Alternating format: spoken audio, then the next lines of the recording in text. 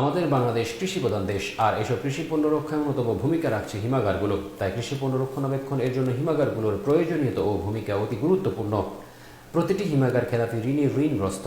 Rangpur bureau প্রধান সাজ্জাদ বিন আলম সৌরভ জানান, গত 5 বছরে বেড়েছে বিদ্যুৎ বিল ইউনিট প্রতি। পাশাপাশি হিমাগারগুলো সচল রাখার জন্য অতি উপাদান জ্বালানি, কিন্তু এই প্রয়োজনীয় গ্যাসের দাম বাড়ায় বিপাকে পড়েছেন প্রতিটি হিমাগারের মালিকরা। এসব ভিত্তিক শিল্প প্রতিষ্ঠানগুলোর হুমকির মুখে পড়েছে। এদিকে প্রতিষ্ঠানের কার্যক্রম আবহাওয়ার তো রাখার জন্য মেইনটেন খরচ বাড়ার পাশাপাশি বেড়েছে অন্যান্য খরচও। তাই কৃষক ও আলু ব্যবসায়ীরা বাড়তি দামে আলু হিমাগারে রাখতে ক্ষোভ প্রকাশ করেছেন। কিন্তু পণ্য রক্ষায় বাড়তি দামে বাধ্য হয়ে পণ্য রক্ষণাবেক্ষণের জন্য ব্যবহার করতে হচ্ছে হিমাগার। সকল হিমাগারের মালিক এর সরকারের কাছে আবেদন, বিদ্যুৎ বিল কমানোর পাশাপাশি প্রয়োজনীয় জ্বালানি গ্যাস নিয়ে সকল সমস্যা সমাধান ও সকল কৃষি ভিত্তিক শিল্প প্রতিষ্ঠানগুলো রক্ষায় সহযোগিতা ও প্রয়োজনীয় ব্যবস্থা গ্রহণ করা। অ্যামোনিয়া গ্যাসের সংকট। অ্যামোনিয়া গ্যাস আমরা চাহিদা মতো পাচ্ছি না। সেক্ষেত্রে মেশিন চালাইতে আমাদের ব্যাঘাত ঘটতেছে। অ্যামোনিয়া গ্যাসের আমাদের অর্ডার দিছি, কিন্তু সময় মতো আমরা পাচ্ছি না। দ্বিতীয়ত, আমাদের বিদ্যুৎ বিল বেড়ে যাচ্ছে। তারপর আমাদের খেলাপি ঋণের সুদের হার বেড়ে যাচ্ছে। আবার দেখা গেছে যে এদিকে আমাদের ব্যাংকের খেলাপি ঋণের সুদের হারটা বেড়ে যাচ্ছে। প্লাস আমাদের লেবারের যে আমাদের খরচটা, কস্টিং খরচটা, সেটাও বেড়ে যাচ্ছে। অনেক অনেক গুণে বেড়ে যাচ্ছে আমাদের লেবার সংকট, যার কারণে আমাদের বাইরে থেকে লেবার নিয়ে এসে আমাদের এই কার্যক্রমটা চালানো হচ্ছে।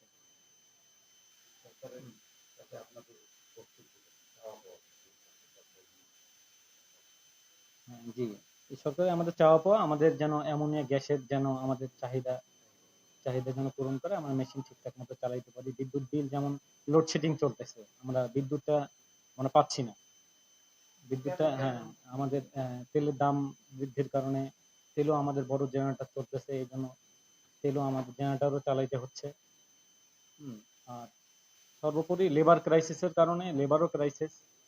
হ্যাঁ, এই জন্য আমাদের চাওয়া যে অ্যামোনিয়া গ্যাস, বিদ্যুৎ বিল, তারপরে আমাদের ঋণের ব্যাংক ইন্টারেস্টটা যেন আমাদের কমায় দেয়।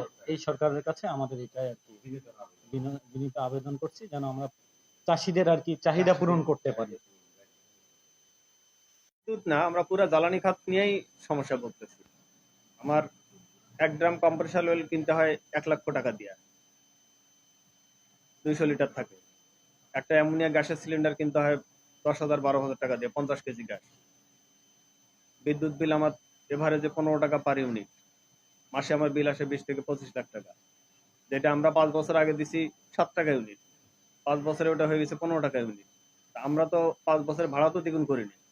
5 বছর আগেও ছিল 7 টাকা ভাড়া পার কেজি, এখনো আছে 7 টাকা কেজি। আবার কৃষক বলতেছে ভাড়া এত আমরা কেন দিব? এইগুলা তো আমরা ফেস করতে পারি না। দিনাজপুরে কিছু স্টোর বন্ধ হয়ে গেছিল ভাড়া ভাড়া করে। এখন সরকার নির্ধারিত যে ভাড়া বলতে পারে, সেটা তো আমরা পারি না। ব্যাংক ঋণের ইন্টারেস্ট 16%, 17%। তাহলে আমাদের যদি কস্টিং হিসাব করা হয় অ্যাকুরেট ভাবে, তাহলে এই কোল্ড স্টোরে কখনো ব্যবসা হবে না, এবং পারেও নেই। আপনারা খোঁজ নেন, প্রতিটা হিমাগার খেলাপি ঋণে ঋণগ্রস্ত। প্রতিটা আপনারা খোঁজ নেন, হয়তো এখন থেকে 20 বছর আগে যারা হয়েছে তারা কিছুটা কোলে উঠছে, কিন্তু গত 15 বছরে যারা করছে তারা রেগুলার হতে পারেনি। মানে এটা সরকারের কাছে হলো আমরা বিদ্যুৎ বিলটা কমাই দেখ, জ্বালানি তেল আমরা যেটা দিব ভর্তুকি রেটে দেখ। আমাদের বলা হয়েছে কোল্ড স্টোরেজ অ্যাসোসিয়েশন থেকে গ্যাস দিবে, কিন্তু আমরা পাই না।